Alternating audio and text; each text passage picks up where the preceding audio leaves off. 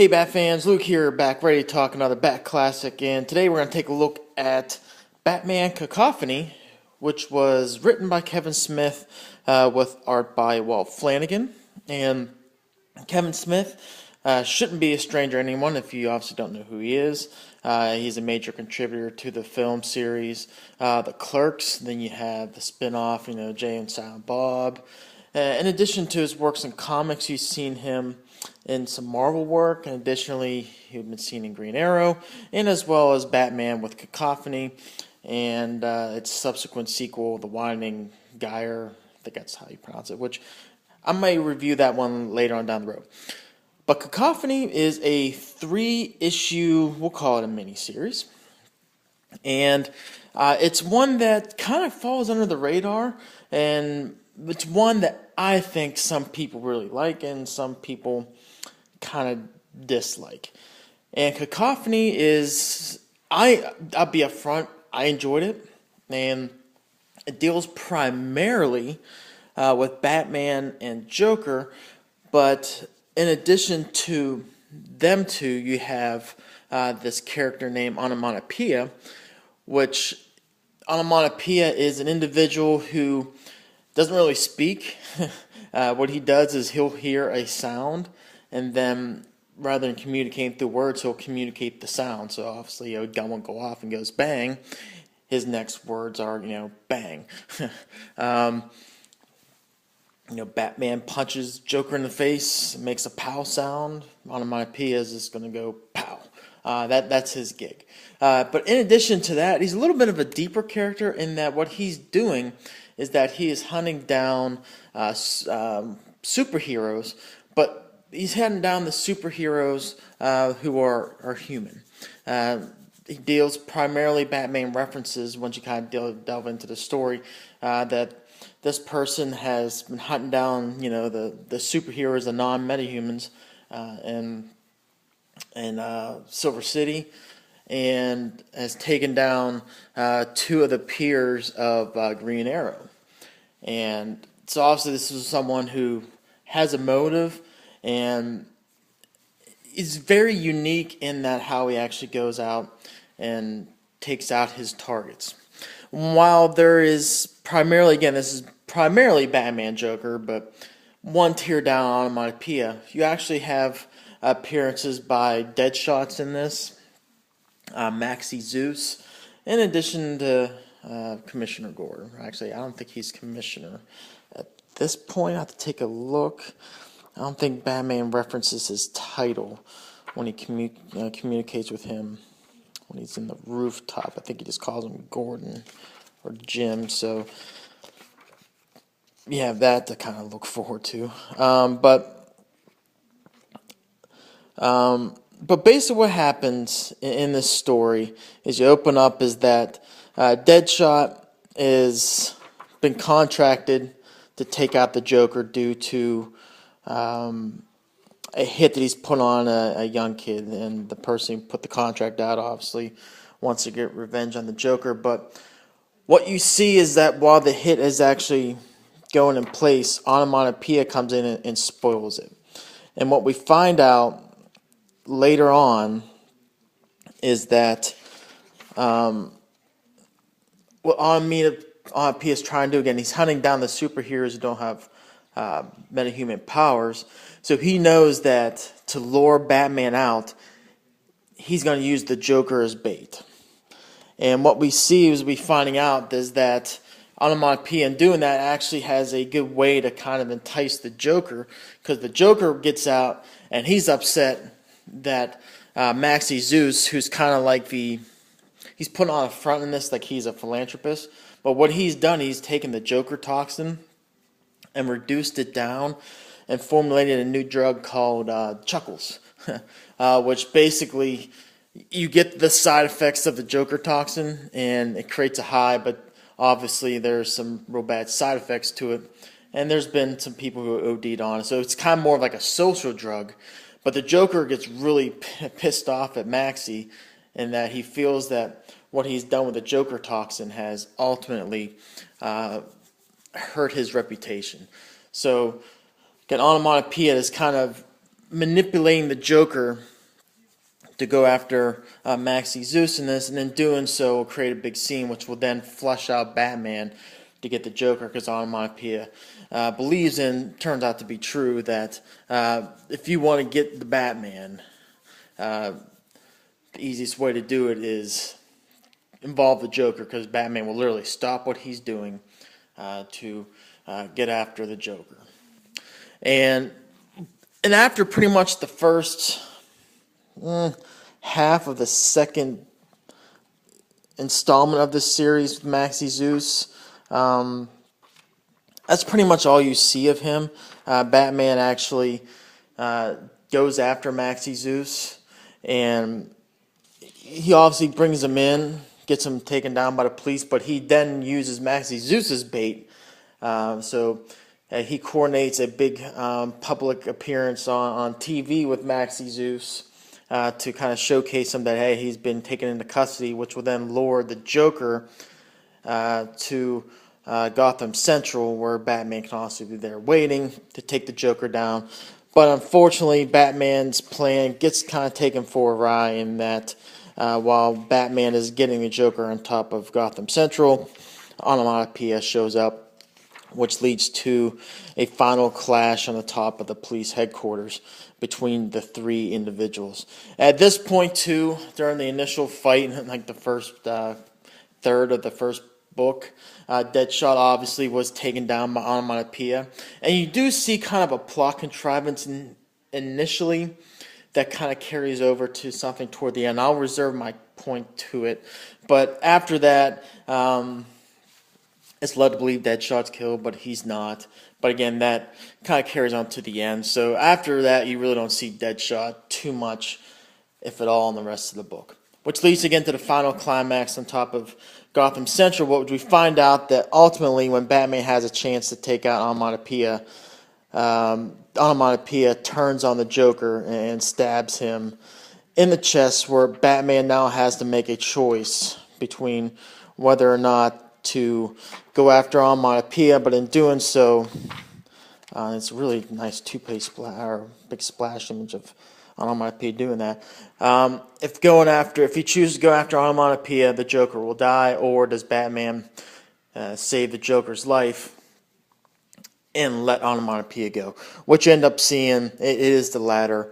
Batman ultimately lets Onomatopoeia go to save the Joker, which at that point leads to probably the best part of this whole entire story, is just probably the last third of the third book. Not only do we have a great interaction between Gordon and, he just says Jim, so you really don't know for sure it's Commissioner. He's kind of older, so this got to be Commissioner Gordon era Batman. But first you see a great interaction between Jim Gordon and Batman when it comes down to, Jim Gordon obviously pleading with Batman to let the Joker go. And that let him go and let him die. You let him die, basically, the problem sort of solves itself. We don't have to play this mad game anymore. The worst will go away. Our lives will be better. But Batman comes back to saying, hey, he's human. He's a human life. It goes against my code. I can't just let someone die like that.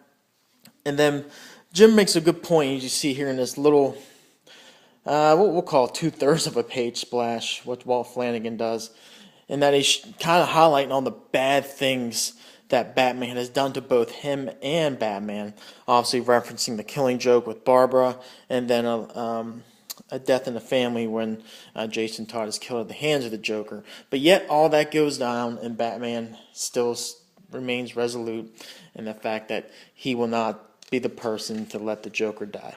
Which leads to the absolute best part of the story. It's, again, that was kind of like the prelude, but what we see is that when Batman also made the choice to let Onomatopoeia go, and to go after saving the Joker's life, Joker goes into a coma, and eventually he wakes up.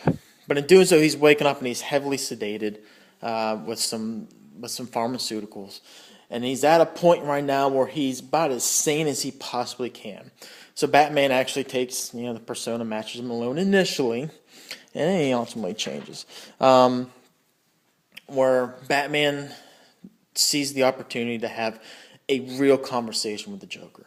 And what Batman wants to know is that, do you really want me dead? And Joker initially turns the table on him and is like, do you want me dead?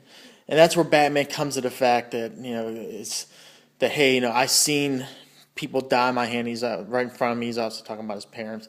And he vowed that, hey, I will never be involved in death from that perspective again.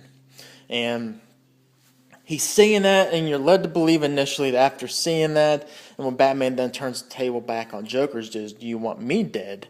You initially think you would get a different response, but what you do see is the Joker say, yes, I do want you dead. Which is kind of weird that from all these other Batman stories we're reading, especially today, is that you would think that the Joker believes wholeheartedly that he doesn't want Batman dead. You've seen it in, The Dark Knight, and even initially in The Death of the Family, where he holds Batman in a very special place in his heart with him, but ultimately you see in this is no, I want you dead. And then when you die, I'm going to basically hang it up. I'm going to go to Arkham Asylum. I'm going to fade away. I'm going to go into my Looney Tunes way of life. I'm going to be drugged up, and that's going to be that's going to be in the Joker. And it kind of leads, and there's more to it than that. There's actually a really good character study of the relationship between Batman and Joker, which was just really fascinating. And then the story kind of ends up, we find out obviously Onomatopoeia escapes, but you get a little bit of a glimpse of the lifestyle and the personality of Onomatopoeia behind the mask. He goes home. It looks like it's something he just does on a quote-unquote business trip. Comes back and he's just seems like a normal everyday guy, has a family. He plays off the injury he had with Batman as a bad tennis accident. But he just seems like an ordinary guy, but within this ordinary guy persona, he has obviously this dark secret, has all these superheroes that he's taken out the targets, so obviously Green Arrow, and he's holding the mask of Batman. It's kind of like trophies, whatnot. So it kind of leads a really good open door for future uses of the onomatopoeia character, and leaves it in a good place, because it's an interesting character between not only his motives, but again, this is just his secret persona. And then behind closed doors, is this a madman? No, it just appears that he's a normal, everyday human who just has a normal life and a family and whatnot. But again, has that dark secret. And I didn't really go too much further in depth than kind of what I said in this book. 'Cause I think this is one if you really do love the dynamic of the Batman and Joker relationship, by far this is a highly recommend. But beyond that, it's kind of tough. If you're interested in that type of storytelling, again, it really comes down to is I almost wanted to say just read the third issue of the three, because that really pretty much sums up the best part of the book. And I still stand by what I say. This is one I enjoyed. The art by Walt Flanagan is decent. There's my bookmarker. He does. I like the DJ kind of goes into a club where they're kind of spreading around the Chuckles drug, wearing the Batmite mask, which ended up being the Joker. Walt Flanagan's art is good. Sometimes I think his dimensions are off. Like you can see, first he almost got like the Kelly Jones Batman ears things going. But also you see some like the dimension between his arm in comparison to his face and the body. It seems a little distorted. His Joker I thought was fine. That's why if I had to critique anything with Walt Flanagan's art in here, is that sometimes he got kind of like a narrow Batman face. It's some of his art especially his body. Where you can see it there too. It just the dimensions seem improportionate, and I think that's the best I can say. And it looks like he has no neck whatsoever here at all. But other than that, I think it was fine. The Joker thing with the beard kind of rubbed me the wrong way too. I understand why you're being in a coma for so long. I get it, but whatever. Not necessarily a huge fan of it, but all in all, I think the art by Flanagan was good. Not great, good. Probably not as bad as some people say, but still, I thought it was pretty decent. Another thing, one thing I also didn't mention, Maxie Zeus's part in this book in itself was okay, but I love his henchman's interaction with him. You can just tell, like, the henchman is like, oh my lord, this guy is freaking cuckoo, but they're playing along with the whole Greek god bit. It was funny. These guys right here. I'd be honest, I chuckled when I read this. I was like, funny. I'm kind of going way off topic here. All in all, Cacophony, it was fun. The best part is by far, hands down, the ending. Probably the last 2/3 of the third issue, it was really good, especially, again, if you're coming to it from a perspective of really looking at the Batman-Joker relationship and really what's it mean to each other, the yin and the yang thing. It's a different bit, again, it's kind of different from what we've been getting lately, but it's still an interesting deep dive into that relationship. Again, the Onomatopoeia character, very interesting, and I like how it kind of, again, left the door open for future stories with that character. All in all, again, I would recommend it wholeheartedly, again, for those who really like that dynamic of the Batman-Joker relationship. Absolutely get it, great. There are some parts in there that might make you cringe a little bit. Sometimes the Joker is not portrayed as typically you would think, but you can kind of get past that once you look at the bigger picture.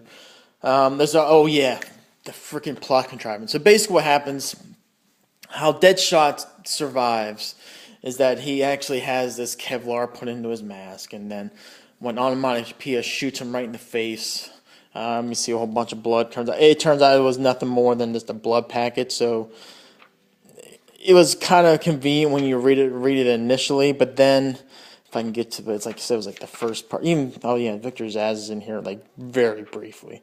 Like, I don't even know why he's even in there. Let's see. There's Deadshot. Yeah, see, Deadshot gets shot in the head, and then it turned out to be nothing more than fake blood. And then at the end, on top of Gotham Central, with Onomatopoeia, Joker, and Batman going at it, Onomatopoeia shoots Batman, and you're thinking, okay, whatever. But turns out he basically stole Deadshot's mask technology and blood packet idea. That one was, whatever. So anyway, coming way back, because I went way off topic, I was coming back in the recommendation. Initially, if you love the Batman-Joker relationship study thing, absolutely get it.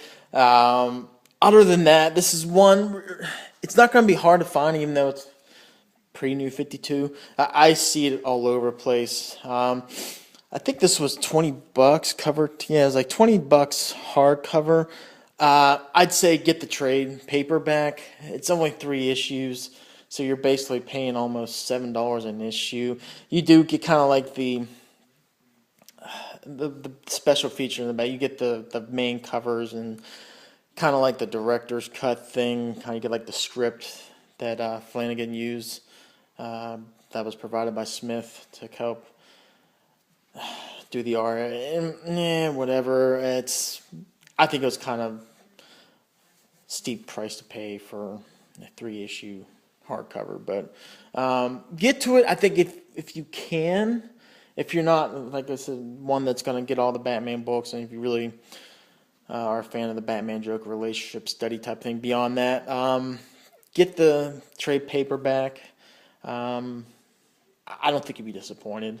It was a good story. It's fast. You'll read this in like an hour. It's real quick. Fun. So anyway, hit me up in the comments below what you thought about this book, and then we'll kind of bat chat about it. By default, I'm going to have to review Winding Gyre. I will get to that at some point. It's a sequel to this. And then we'll kind of go from there. So, don't know which video will be next. Probably, definitely Detective. If not the next issue of Detective, will either be the next video or the following after. Or I'll just go ahead and do Winding Gyre, depending on when my books come in this week. So, anyway, until next video, take care.